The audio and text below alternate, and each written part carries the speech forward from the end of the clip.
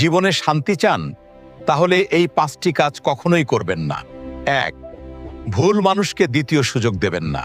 একবার ভুল হলে শিক্ষা, দ্বিতীয়বার হলে সেটা আপনারই ভুল। 2, সামনে ভালো পেছনে খারাপ এমন মানুষকে বিশ্বাস করবেন না। যারা দুমুখী তারা কখনোই নিজের হয় না। 3, রাগের মাথায় সিদ্ধান্ত নেবেন না।